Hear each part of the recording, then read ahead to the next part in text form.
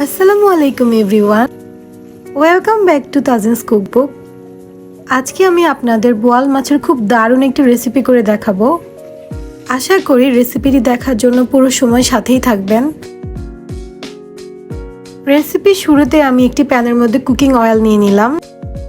Oil ভালোমতো গরম হয়ে যাওয়া পর্যন্ত অপেক্ষা করব। এক্স্যাক্টলি 8 থেকে 10 মিনিট আগে আমি বোয়াল মাছগুলোকে ভালোমতো হলুদ এবং লবণ দিয়ে মাখিয়ে রেখেছিলাম। এইদিকে তেল ভালোমতো গরম হয়ে গিয়েছে, তো আমি বোয়াল মাছের সবগুলো পিস তেলের মধ্যে দিয়ে দিলাম। এখন মাছের পিসগুলোকে ভালোমতো উল্টে পাল্টে দিব, এতে করে মাছের দুইটা সাইডই ভালোমতো ফ্রাই হবে।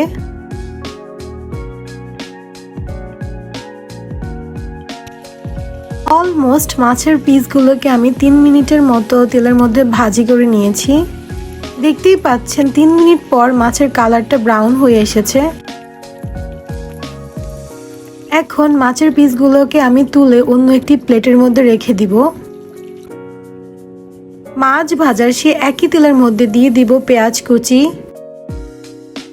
পেঁয়াজ একটু বাদামি কালার হয়ে এসেছে, এখন আমি অ্যাড করব 1 চা চামচের মতো রসুন বাটা, সাথে দিয়ে দিলাম ফালি করে রাখা রসুন।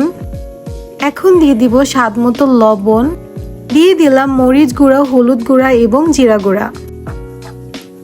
এখন সবগুলো মশলাকে ভালোমতো মিশিয়ে নিব। এই পর্যায়ে দিয়ে দিলাম কাট করে রাখা টমেটো। এখন অ্যাড করছি সবগুলো ভাজি করে রাখা মাছের পিস।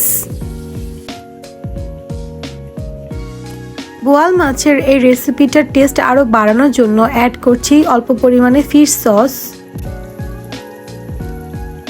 এখন দিয়ে দিব ধনিয়া পাতা কুচি।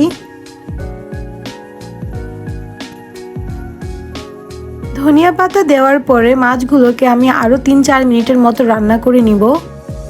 ডিয়ার ভিউয়ার্স, দেখতেই পাচ্ছেন খুব কম সময়ের মধ্যে আমার বোয়াল মাছের রেসিপিটি তৈরি হয়ে গেল। আশা করি আপনাদের কাছে আমার রেসিপিটি খুবই ভালো লেগেছে। Thank you everyone for watching my videos. Okay guys, সবাই ভালো থাকবেন এবং সুস্থ থাকবেন। আজকের মতো এখানেই বিদায়। আল্লাহ হাফেজ।